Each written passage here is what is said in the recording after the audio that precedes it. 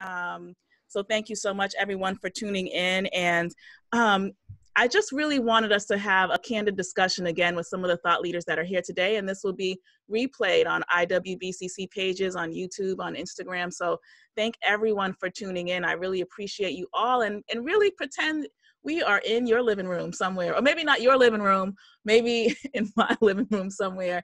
And we're just having a conversation because, you know, I know, you know, when we think about what's going on across the country, whether people are entrepreneurs or whether they are working or just got laid off, we know that millions of people are impacted by this. But the beautiful thing is that I was looking at how did individuals get through the Great Depression? How did they get through the last pandemic in the 1600s and the 1300s?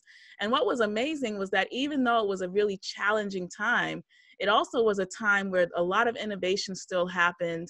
It was also a time where people had much more of a hunger for knowledge and trying to understand things. There was also a lot of new businesses that formed around that time, the printing press, and all of these things that really helped to elevate our society around the world. So today, you know, I thought, you know, and Fireside Chats, by the way, were kicked off with FDR because FDR, in order to change the way that the country was feeling after World War II, he decided to have a lot of fireside chats. So, you know, I thought, wow, I'm sure at that time it was difficult when people were going through that Great Depression, but we came out of that. And in the same way, I think that, you know, if we as leaders and individuals can come together, how powerful can that be?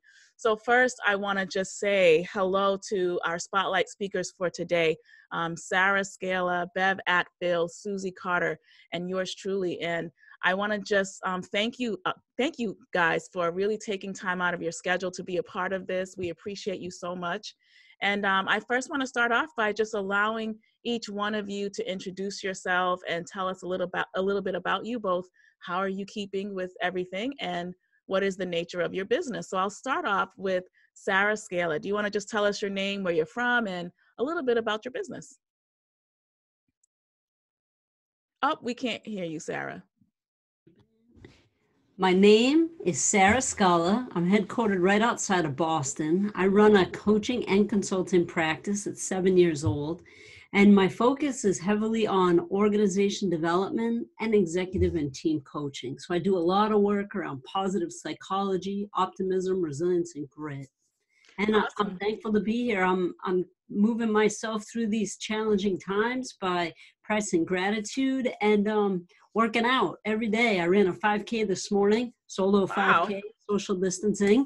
And yeah, just, you know, trying to spend time outdoors and do those fun things. It's wonderful to be here with everyone. Thank you so much, Sarah. Awesome. Bev, you want to share? Hi, thanks, Alana. Great to be here again. Lovely to see you. My name's Bev Attfield. I'm coming from Vancouver, BC right now is where I am. I work for a company. I'm not an independent consultant, but I do actually act in the capacity of a consultant in some respects. And the company I work for is Jostle, and we are the creators of an employee intranet. So we're in the realm of helping companies connect their employees, help them feel plugged in, help people feel engaged with the culture, and help leaders have a voice in an organization. So at times like these, you know, those are the things that companies need more than ever. So, but my professional interest is really in the people side of a business, and how do you actually create the environment for people to thrive in workplaces. And so that relates to things like the psychological safety that we create for people, the exposure that they have to mentors and people that can help them grow, and really thinking about the experience and the feeling that people have about being at work, whether they're physically in the workplace or whether they're remote, like many of us are suddenly today in these conditions. So I have a fairly interesting day job. It's a lot of it is consultation, but you know, a lot of it is really thinking about how technology can help us improve our work lives and improve the connection that humans have in the workplace. Wow, that's awesome. And I think we can all agree that technology is so useful. I decided, and it's probably a great idea. So we've all gone, many of us went to college, or many of us are in these collaborative groups. And I said, you know what? even though I haven't talked to some people in the last 20 years, I'm actually going to go back and find them, right? I had no idea that I would have the most amazing conversations with people I hadn't seen in like 20 years. So it ended up that there were 30 of us on Zoom yesterday, and people were screaming like as if you were at a reunion when you like, oh my gosh, they were screaming at each other and just out of love. And it was like, I was like, wow, look at that. And, you know, there were teachers, there were entrepreneurs, there were just people in different industries. And it was just the most beautiful thing because when would we have ever had that time, you know, that we would have had traditionally to kind of get all those people together. So I love how you talk about how you really care about people and what's going on and how can you keep that human element, because that's really important across the board. So thank you, Bev. I really, really appreciate you being here as well. All right, so I also want to bring attention to Susie Carter. Susie, would you like to introduce yourself and tell us about your work? Hi guys, so I'm Susie Carter and I'm a profit coach, and I help small businesses increase their profitability and productivity, right, in growing $10 million companies. That's my sweet spot.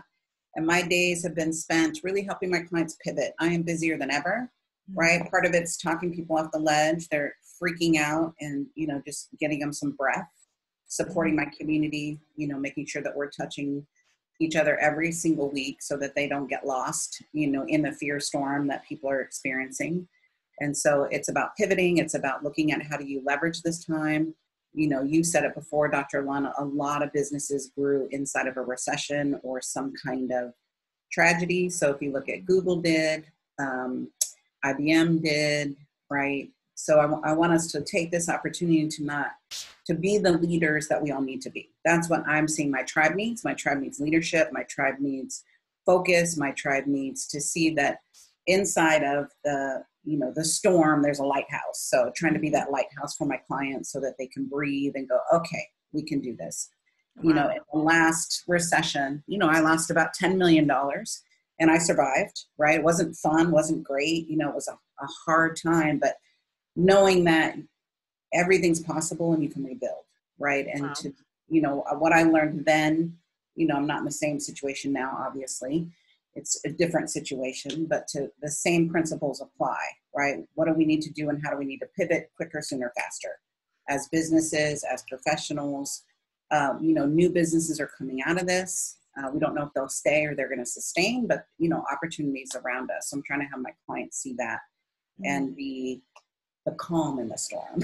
Wow. Well, thank you so much. I also want to thank you, Mark and Pam and Indiana, for you guys being here, and Brisa for being here. Do you guys want to just say hi and how you guys are doing and how you're affiliated with TOLGI, whether you're just here as a guest or you've been a part of any of our programs?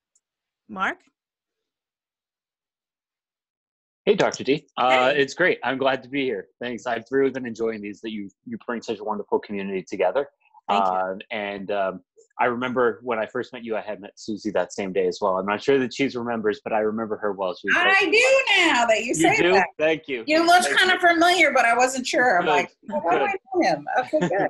Well, thank you. See you again. It's wonderful to see you. Thank you. Thank you for being here as well.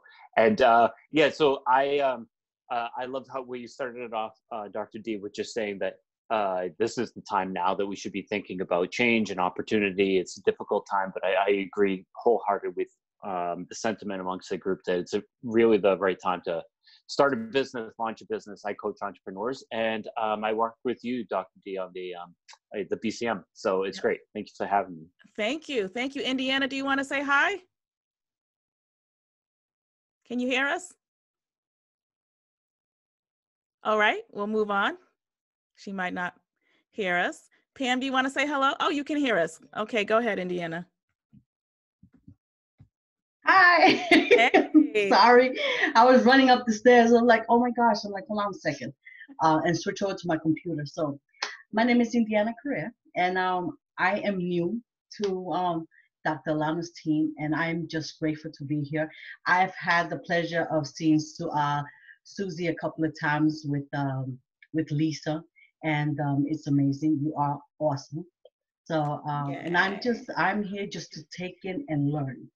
Wow. So I'm a student, so that's the way I see it. I'm always learning. So thank you. Wow. Thank you so much, Indiana, for being here. And Pam, you want to go ahead? Sure, I'll just keep it short. Hello, everyone. I'm just glad to be in the presence of such greatness, and I want to absorb everything like a sponge.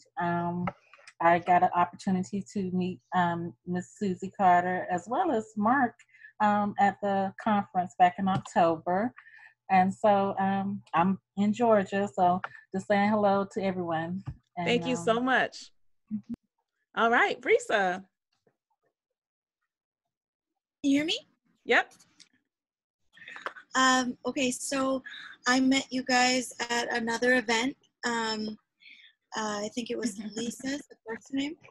And I've been surrounding myself with giants because I too want to become a giant, just like you guys.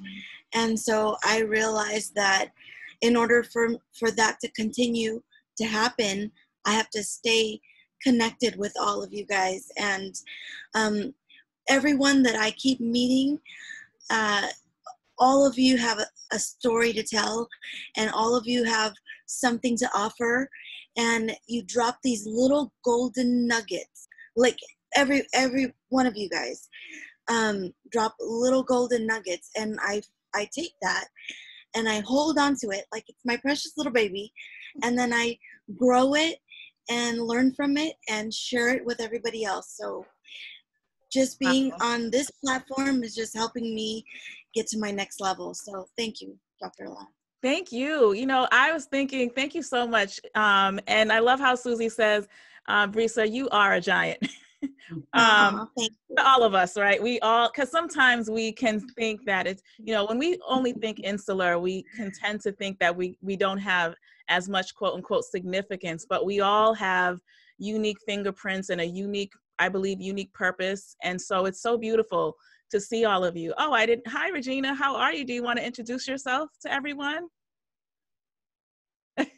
Hi, everyone. Just hopping in a little bit delayed. My apologies, but I am Regina Diane. I am your money mindset wealth strategist, and I am just honored to be in your presence today and just, love, celebrate, encourage, keep grounded, and just know that you're not alone. So, hi, guys.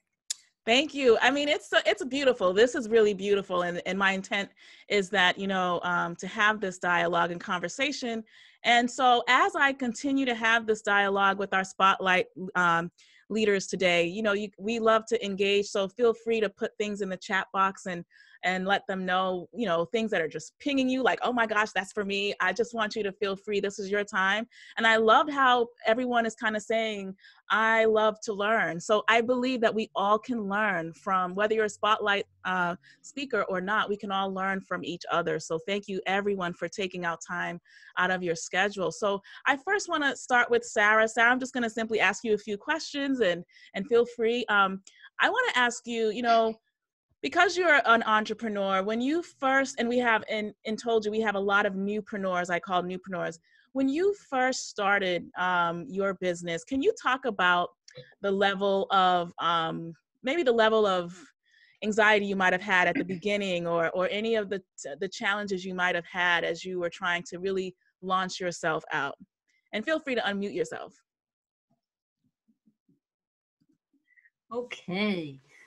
So my launch story is somewhat unique in the sense that I don't think I had the typical worries and anxieties of most entrepreneurs. It happened, I launched my business, and a week later, I announced it to a professional association I founded, which is HR and Organization Change Leaders, just to let them know I had a new email address. And before I could even walk out of that meeting, I had 3 new corporate clients, big name clients, that wanted me to start immediately. So a lot of those hurdles that I think many entrepreneurs have to overcome with branding and building reputation and trying to sell or pitch their products, because I had done a solid job launching and running this association for 2 years. When I announced it to the group, I ended up having clients, and a few of them are still my clients today. So it's a different story, but I like to share that. Well, I think that's important because sometimes a lot of the entrepreneurs I work with, they may not necessarily be full-time in their business yet. And sometimes they can think that the things they're involved with, like they might have an association they're involved with or something they're doing, and they might be like, oh, well, I'm not really that entrepreneur yet because I'm still working. And what I like about your example is you took that opportunity, you took responsibility when you did it. So you had already built up a reputation that really your work kind of spoke for itself. Can you talk about that? Like if there's someone who's a newpreneur and they're like, well, I'm not able to be a full-time entrepreneur and I'm juggling. How can they still see that as an opportunity versus, a liability? Definitely. So I think there are so many opportunities that either if it's through philanthropy and volunteering or doing pilot projects and programs, maybe at a beta price point before you have to jump all in to test the market, is a really great idea. There's so many different ways. And also, I think it's been very helpful for me that every time I do a project with a client, even right in the beginning, I ask for testimonials. Every single client I've worked with. And then not only have they served as testimonials on LinkedIn, on my website, on social media, but they've also served as references for new clients that want to speak to someone who I've worked for their company, or I've done, executive coaching or change management. And so having those resources I found to be incredibly important. And even if you're dipping into being a solopreneur, an entrepreneur, even if you're already working full-time or part-time, you should look for these opportunities where you can try to do a great job right from the start and ask people to speak on your behalf. That is powerful. So you guys watching now or watching later, I have to just reiterate this. See every opportunity where you've been volunteering and where you perhaps been serving, whether it's a community that you've been consistent in, or maybe you just want to do something volunteering. See that as an asset. And I know so many people don't even look at the things that they naturally do well, like the things that they're not yet being paid for. And so they don't see that as an asset. And I love how you're saying, look for the opportunity. So there are tons of opportunity. I always look, when I'm feeling doubtful at times, I can think of Susie Carter when she says money is all around me, and we will get to her, but that's so true. So I love that feedback. And then my last question to you is, what would you say to maybe a newpreneur right now about how they can go about remembering the value that they're offering to these places where they're not necessarily being paid yet, but like they need to go back and remember the value that they were offering so they can actually make a business or a service that they really can attract their target client to? Yep. Great question. So those who are testing the waters or trying things out, I always like to ask the client what value they've gained and then remind them of what they've told me that are values that they have gained. And even if I'm on a 9-month coaching agreement and I'm coaching the same CEO or the same board or executive team every week or every other week, that's my closing question every single time. Not only because it makes me feel good, but primarily because I want them to feel like they've gained value and to really be specific about identifying what it is. And often I'll take notes, I'll write those things down. And, if I need to do a summary, maybe in a few months out, like what are the things that you've gained from this experience? Here's the things that you've told me. To just remind them of all the great learning and great insights that our partnership is providing to them. Wow, that's a great comment, Sarah. Thank you. So I just want to reiterate, guys, if you've done things, if you served, if you volunteered, if you spoke and you forgot to get that feedback, you have all the time at home right now to go and get it. And so you can call them. You can say, oh, remember when I did that workshop, 6 months ago? Can you let me know what did you think about it? And I love that reminder because these are simple steps we can take to really strengthen our brand. And then my last question to you would be, how are you, just as an entrepreneur and a leader, how are you making sure to take care of you as you're availing yourself? Because I've been reading so many articles about people not really having a split between balance and what they need to do. So how are you doing it? A few ways, Dr. Alana. One thing that I do is I use my calendar to block time for me. Every day I have at least an hour each day where I'm exercising, I'm working out, I'm practicing mindfulness, and I'm reading. And so that is critical for me to make sure that I'm looking out to take care of myself and my family in addition to those that I serve at work and in my community. I appreciate you. Can you share with people, and actually I'm sure you can put this down in the chat box when you're done, but share with people how they can reach out to you and your website, and definitely put it in the chat box when we're done. Sure, I'd love to. And I'm on LinkedIn. And I meant to mention LinkedIn recommendations are a great way to get people to share how you're adding value. And the only person that can write on LinkedIn the recommendations are that person. So nothing can be fudged or faked. So if there's a person you want to reach out to get their voice about how you've added value, that's a great tool. But I'll put my contact info below. Thanks, Dr. Wow, thank you. And Sarah will also be a speaker at the International Women Build Confidence Conference virtual. So thank you so much, Sarah. It's been such a pleasure learning more about your robust work. We appreciate you, and thank you so much. All right, now I would like to just say, guys, if you're taking notes and you tune on into this later, what great lessons we could hear from Sarah as she talks about what we can do to just take opportunity now. So I know many of you are newpreneurs, getting your feet wet. This is a really awesome time for you to get really crystal clear about where you'd like to go. All right, so Bev, can you hear me? Sure can. Okay, so I'm just gonna try to see if I can find you. There you are. So Bev, how are you today? Once you talk, I should see you only. So let's see, say something, Bev. I'm still here, ready to go. You're here, but I'm not able to see you. Can't see me? Yeah, on the Can speaker anyone else view. hear me? I can hear you, yes. I'm just trying to Okay. get you on the speaker view, and that is quite interesting right now. Oh, Yeah, that's normally why. it should immediately. I got it now. I see you now. Okay, perfect. I can see you. So Bev, well, first of all, I have to start this conversation about how Bev and I met. So Bev also is part of a podcast, and I was one of her guests on her show. And I think Bev and I, when we see each other, we smile even harder, because one of the things I shared with Bev was this activity I would do when I would do trainings, which is the laughing activity. And I don't know if we're going to do it today, but the laughing activity was so funny and infectious that we just laughed literally for like a minute. So, so Bev, first of all, it's good to see you again, all the way in Canada. How are people doing? Like in terms of how are professionals within your business doing just day to day with everything going on? Yeah, thank you, Alana. I think much the same as folks wherever you find yourselves. I think there was a big learning curve as all of us realized the severity and how critical it was that we switch into a different mode. And depending on where you are, people have been asked to stay inside and limit their contact with others. That I think is fairly universal.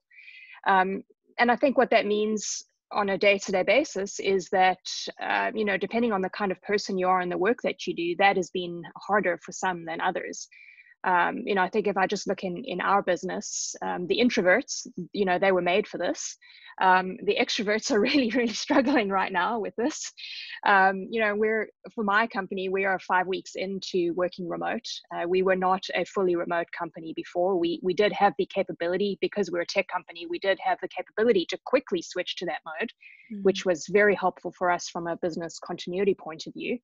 And part of my role at the business is a human resources caring for employees role. So my interest has been in really seeing how people are actually doing. There's the sort of beyond Zoom version of how people are doing. And then there's you can pick up from people's, their absence from calls or absence from conversations that they typically should be part of. You can tell in nonverbal, like body language on a Zoom call, that someone isn't actually doing that well.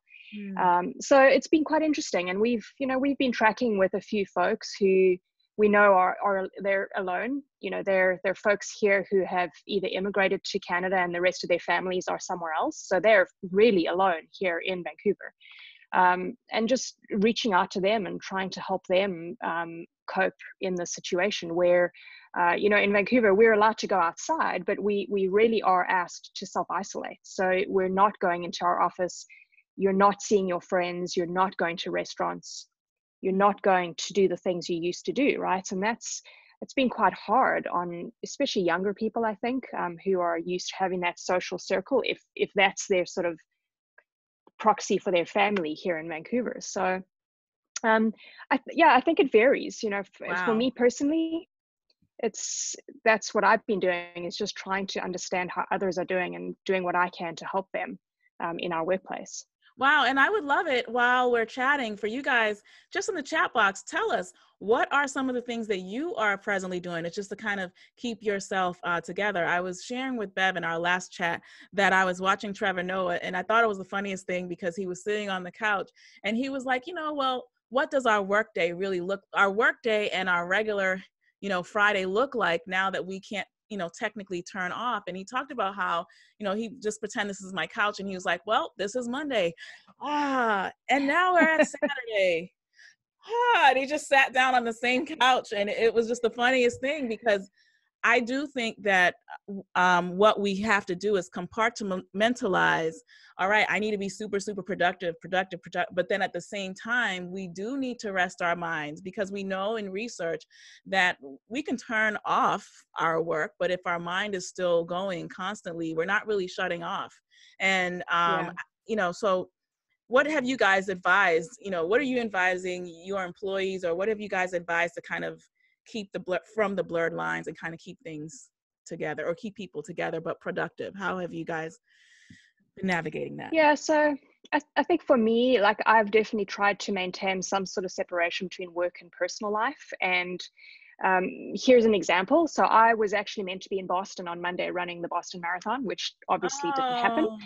And, so for me, we would have met. We were supposed to be having lunch this week, but anyway, next time. But I was going to take some time off work to go and run that race and have a bit of a holiday. And my husband and I decided that we would still take the time off. So, to still keep doing things that are normal and that we would have normally done. Obviously, we didn't go anywhere. It was a staycation. But I think the point is that if you can do things that still resemble or that have the same end result as what you might have done, so whether it's going on that trip to Hawaii or wherever you might have wanted to go but can't go, just still take some vacation time and do things that you might never have time to do, like learning how to bake, or doing that jigsaw puzzle, or the crossword puzzles, or like, I just think carrying on with some of the things that are part of what you consider your normal life is really important. And that includes having a defined start and finish to your workday. And having your exercise, or your, like Sarah was saying, going for her run and having her mindfulness time during the day. That's really important. And that's some of what I've done as well, is try to keep some structure. It wasn't easy in the beginning. I had to learn how to do it properly. And I think it's taken me the better part of a month to figure out, like, what does my routine actually look like? But I feel like I've gone into this new phase of, okay, this is now the way of being for this phase of this, whatever this time is going to be, right? Wow. So whatever that looks like for you. Yeah, I'm hearing, let's see. Tasha says, I grill a lot and burn out a fire pit, and I meditate a lot. Okay. Susie saying prayer. Tasha saying prayer. Pam saying prayer. Risa says, I've been sticking to a regular personal work schedule, just with less makeup. I love it.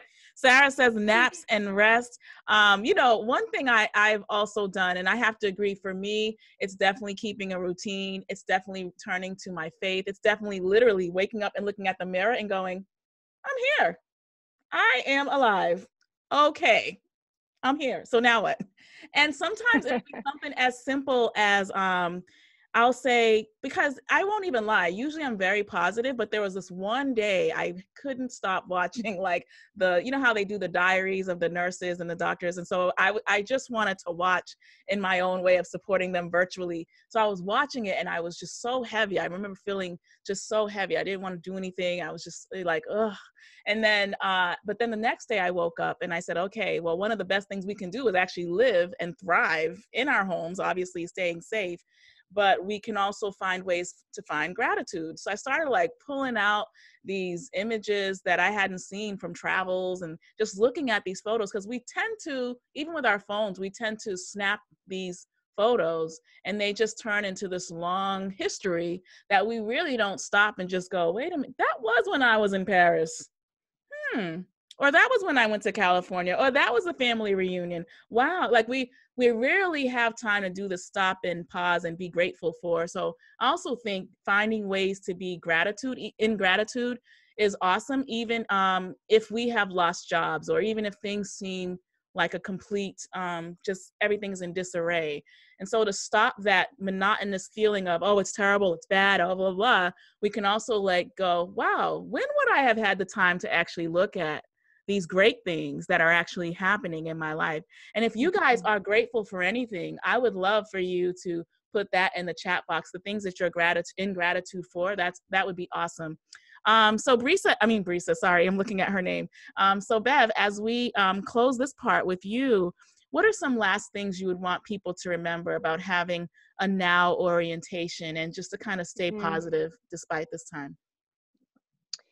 Yeah, I think, being grateful is definitely something that I've focused on, to stay present and to be in the now and to rise up above that feeling that you had about, the world's sort of falling, crumbling around us. And it's, there's a lot of anxiety and sadness around us. But I think in addition to pausing and being grateful, I think giving yourself permission to be sad or upset about something that is related to this pandemic or what's happened because of the pandemic, I think is a healthy thing to do too.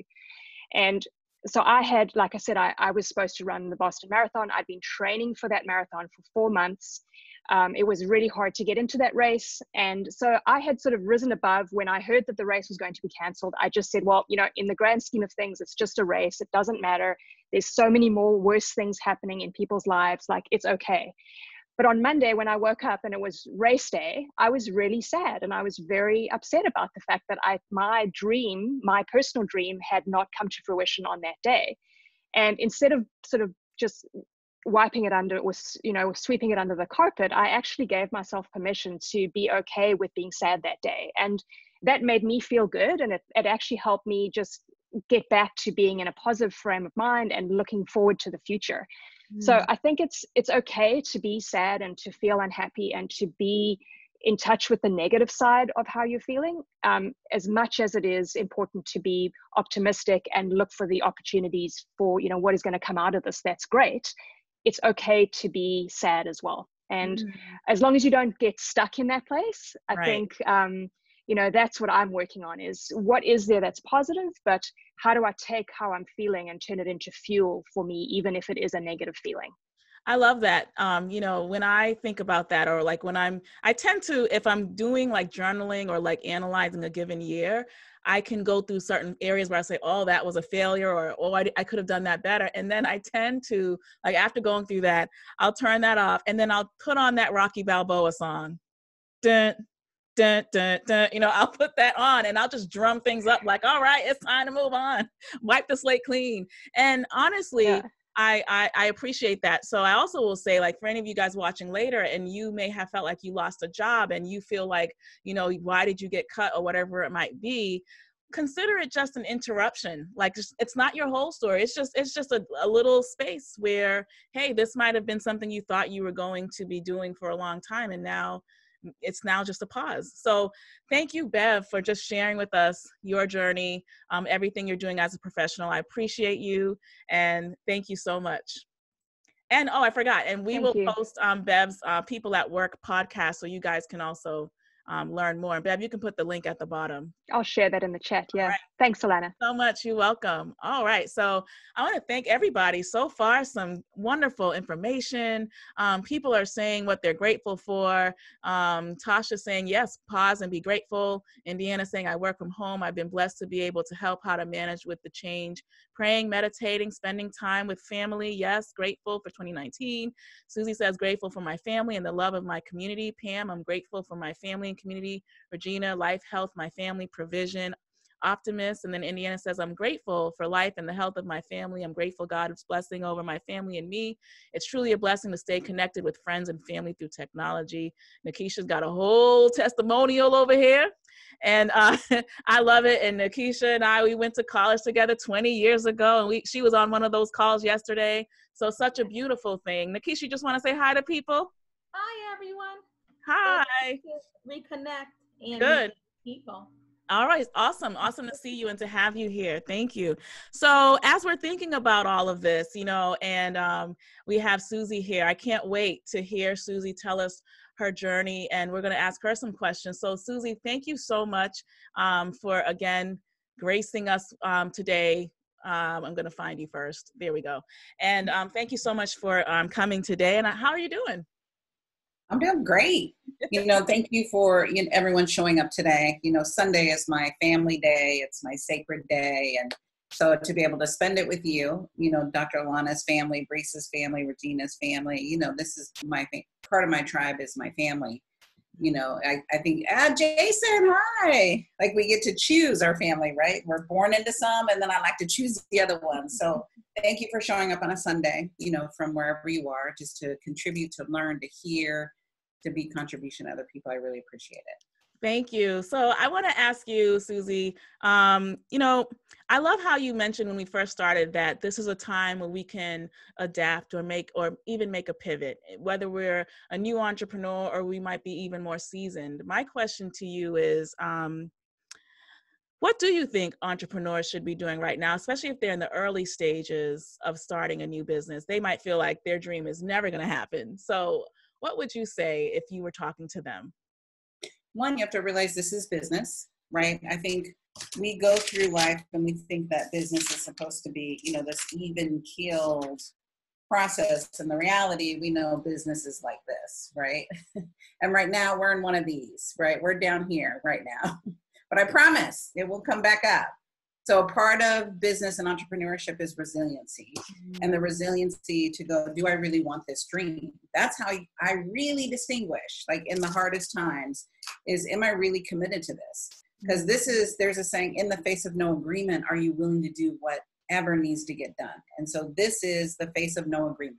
The universe isn't agreeing, our country's not agreeing, political sides aren't agreeing, you can't go outside agreeing, we can't talk to your people. I'm thankful for technology so that we can stay connected. The isolation would be so much worse, but this has allowed us to stay connected with each other. Wow. So that resiliency, right? Making sure that you go, this is what I really want to do. And it's an indicator. And if you're willy-nilly willing to get it up, you weren't really committed to it, right? So in this time, if you haven't launched a business, make sure your business plan is clear and tight, because that's going to allow you to rise and see how much money do I need to have ready. You have to have money to start a business. We can bootstrap a business, right? But you're still pulling money from somewhere, whether that's your own, every dollar in, every dollar out. Let's look at what kind of money do you need to start something so you're not freaking out, right? I wish I would have known that before I started my first business. I've had 9 of them. 7 were multi-million-dollar businesses. Two, the first 2, I didn't know what I was doing. I had partners. That was horrible, right? One took the money and ran. One took the intellectual property and ran. I'm like, my pickers off. I don't think I need business partners. I'm not good at that. So, wow. Never had another one after that. Very clear. So, I've been on this journey of, up and down, up and down, up and down, up and down. So the plan is where you can breathe, right? Breathing. And inside this, we're shifting, right? We're pivoting. We're going, I had 14 events cancel. 14, my events are how I make my money. I go out on the road, I meet amazing people, and then I bring them back like a little Pied Piper, right? Come on over to my community. So I've had to pivot. So I'm still doing events. They're just like this, so we're doing Zoom events, we're doing virtual summits, we're doing lots of podcasts. We're still getting out there, right? It's different, but it's just plan B to go, oh, let me pivot. Instead of going to bed, my request is turn off the TV, turn off Netflix, turn off Amazon. I get up every day, 6 o'clock, do my workout, put my face on, come to my office, and I'm working from, 8:45 until 6 o'clock, and that's my work day. Then I turn that off, and then I'm spending time with my family. So it's not different for me because I'm still doing everything that I've done. And well, thank you. So guys, if you're taking notes, she's saying so much right now. And one of them is to clean up that business plan and to start being able to pivot. So Susie, can you talk about what happened in your business where you've had a failure and you were able to kind of catapult yourself out of it? Just one? I know. Sure. Go ahead. So I think one of the biggest, breakdowns that I've had just in business was when I sold my business. We sold it for several $1 million to one of the largest publishers in the world. And my naivety of trusting, right? Trusting mentors, trusting my board, trusting, just kind of surrendering that trust to, oh, they must know more than I know, right? There was fine print that I didn't know or didn't see. And so what was supposed to be this beautiful relationship, in the fine print, I was just an employee, right? And at the end of the day, that's how they treated me is, you know what, Susie, you don't own this business anymore. You're just an employee. I'm like, oh, daggers in the heart, something that you spent 20 years building. And then me to be obsolete overnight. That was a really hard lesson. And I had to make a decision. I had half the money up front. So they paid me money up front and then half the money on the back end. The bigger pot of gold was on the back end, but all my mentors said, listen, whatever you get up front, be happy with. 90% of the time, these don't work. But we had spent a year and a half in due diligence. I'm like, what could go wrong? A lot. And so we had to make a decision. Do we walk away? It was about $7 million. Do we walk away from $7 million or do we continue this journey? And I realized at that moment that you can't buy my integrity, that it didn't feel good, who they were being. I would have to feel like I was a fraud every day that I went to work. And that was powerful to go, I'm going to walk away from this huge opportunity. Wow. But then I know me, I can create any opportunity, right? I don't want to ever feel like I'm being held hostage for $1, right? If you've been in my tribe, you've heard me say all money's not good money. And that was testament to all money's not good money. Now, if I look at 12 years later, that business is gone. The business is gone. It's gone. So if I would have stayed, I would have just watched it every year just crumble because they didn't want the feedback, the coaching from what we had as, CEOs and, presidents of the organization. They didn't want to hear what we had to say. I'm like, I think you should have heard what we had to say because we really built this amazing business. Wow. So I think man's rejection is God's protection. I didn't know then. It was devastating. It was like, oh, I'm leaving my baby. And it's like you're leaving your baby in this, these horrible step parents that don't like children, right? You're like, but I can't stay. That's not in alignment with who I am in the world. And I think that's huge to look at. What am I committed to? Is the tongue in your mouth and your tongue in your shoe going in the same direction, or is it going in different directions? I say I have values. I say I have integrity. I say I'm a woman of my word, but then I'm doing the shenanigans over here, right? And we've all been there. We've done stuff like that. But then you go, wait, this is too important to me. And so in any type of crisis, I think what gets risen to the surface is your character and your values and your integrity. And I think that's what we're seeing with people. Some people are freaking out, right? And there's lots of drama. And so we look, there's 3 types of people, right? There's the partiers that you see them on Instagram and Facebook and Snapchat and TikTok and like, woo, let's have another cocktail, right? Everything's a party. And then there's what we call the boomerangs, where they just want it to go back to normal. Just go back to normal. Just stop this. Let's get the country back. And the reality, we're not going to be normal. It's a new norm. And then there's the generals. And the generals are the people that are going like this, like, let's have a call. Let's stay connected. Let's be in action. Let's be radical.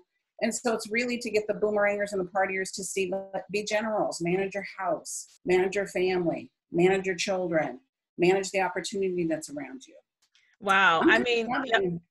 Can you tell? So Susie has been doing these amazing Monday, I don't even know, I don't even know what to call it. Cause it's like, come in and just get your money right, your coaching right, your life right. Susie, tell everyone about what you're doing on Mondays. Yeah, so they're Power Your Profit calls. And so we started out with a challenge that every person that bought my book, we did this 5-day challenge. But then that's when everything started collapsing. And I'm like, okay, we all need each other. So we're just going to continue these calls. Invite your friends, invite your community, whether they bought the book or not, who cares? Just come. We need to be badass leaders together, supporting each other, right? And then every week we have a different guest that's coming in and sharing about what's doing right now. I say I bring my badass friends. you know, who are doing 8, 9 figures in business and really sharing how are we all weathering the storm, right? I'm on every town hall. You know, I was on SBA's town hall, government, California government's town hall. I have a Million Women Mentor town hall, just to find out what is everyone doing, so that when I'm coming to my tribe, you know, here's some grants that we can apply for. Here's what's coming down. Here's what's happening. Here's when they're slowly going to open up your country by state, right? So if you go to your state government, it'll show you when they think, right? We all don't know, but when they think they're going to open things up. So at least allows us to plan a little bit and navigate the storm.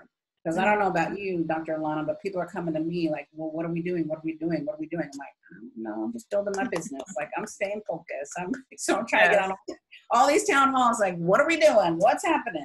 And I'm proud of my community. My community has really stood up and, you know, arm in arm, being the armor bearers for each other to go, we're going to weather this together. Wow. You can't do this alone. Well, I love going to the Monday Power Your Profits groups when I can. It's absolutely useful, valuable. So guys, if you want to learn more, Susie's going to put her link there. Get your book, order it, you know, all of that, because we all need leaders that are willing to show us the terrain. And sometimes we don't know what we don't know. So I just want to thank you, Susie, for your example, for everything that you're doing to show up for us that are kind of growing up that mountain of entrepreneurship. I appreciate you. So thank you so much. And Susie also will be speaking at the IWBCC conference. So guys, you don't want to miss that. And now I just want to open it up for everyone else in the tribe, because we're all here and I appreciate you all. We have about 10 more minutes and then we will all return to our Sunday routines.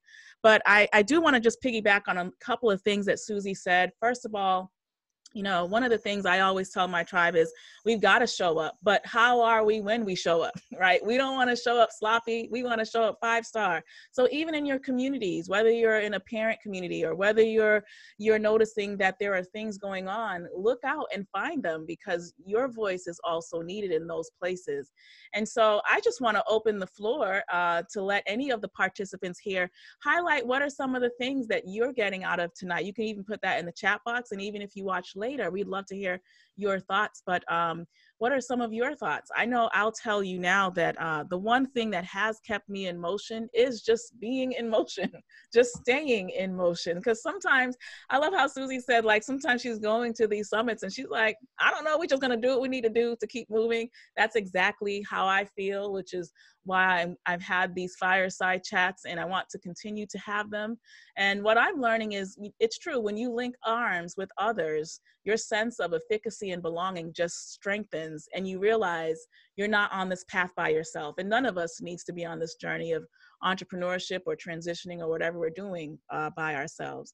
So I just want to thank everyone and also remind you that the International Women Build Confidence Conference, the virtual event, will happen in May. And all of May, we're going to have thought leaders and, you know, you name it, people talking about how they started their own businesses. We are excited to announce that a former NFL player, he has joined us to be a part of the IWBCC conference, really passionate about sports and showing resilience and how we can maintain and grow through this. So I just want to say, continue to stay in process, continue to find and link up with others. Go and check out Susie Carter, go and check out Sarah Scala, go and check out Bev Attfield's podcast, because we need to continuously hear positive words of encouragement, but we also need strategy. So it's not just going to every single summit you hear, but pick and choose the things that you know you need to go and grow. So anybody want to share what they pulled from today, and I'll stop talking? I feel like I'm in class. Should I point and pick a name? Hey. Who's raising? Is that Nikisha? Yeah, that's me. Hi. Sorry about my dark area here. I'm in my That's room. okay. Let's see. Well, I'm in the process. Well, I already have my class set up online, and it's academic math interventions. And I know that some of you sound like you have had businesses. They're obviously registered. I just need some guidance as to how I would go about that. And I know that the economy is not the best for first-time business owners like myself. Well, great. You're in a great place with a lot of business owners. And so you're in the right place. And Nikisha, you know, I'm going to share with you information. So I'm happy you came today, and you've got a lot of powerhouse leaders right here in the room. So thank you so much, hon. Oh. All right. Anybody else? Indiana, what'd you pull from today? What I pulled from today is I'm right on track. As I shared, Dr. Lana, I don't think I shared with you, but my husband and I, we were tested positive with COVID. And so we've been cleared, but my husband got a divorce, and fighting with him to get him back to where he is now gave me just like an eye opener. Either I'm going to stay the same, or I'm going to move forward and do what God has, the purpose that God has placed in me, the desire. And I join you, and I'm just moving, and exactly what you ladies and gentlemen have said. It's just keep moving, stay focused. And the same thing with working from home actually has helped me, because when all this happened, I saw so many people with chaos. Oh my God, what are we going to do? What are we going to do? And I'm like, we do the same thing we do every day. You know, in the summertime, I homeschool my kids while I work and everything. But it's a journey. It's a journey, and I am blessed to have this circle, and just a continuation of just grab whatever you can, sign up for whatever you can, and just be a sponge. And I love that. Don't give up. I love that idea, Indiana, where you say be a sponge. That's absolutely true. This is a great time, you know, to turn off the movies and the series and like, wait, let me look at what's going on, and let me actually see how I can pull from these individuals or thought leaders I'm hearing from today. Thank you, Indiana. Brisa, did you want to share anything? Yeah, sure.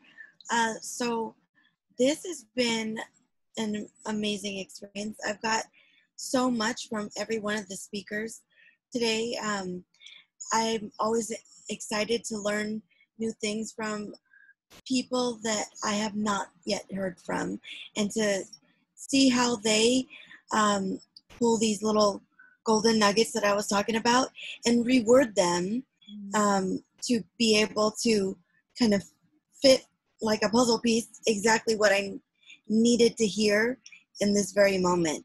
And Bev said some things, Sarah said some things.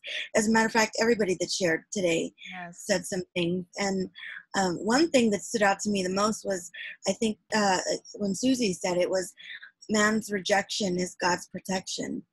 And I'm like, that was like a eye-opening moment for me. Like, sometimes a window closes or a door closes, but that doesn't mean that it's the end.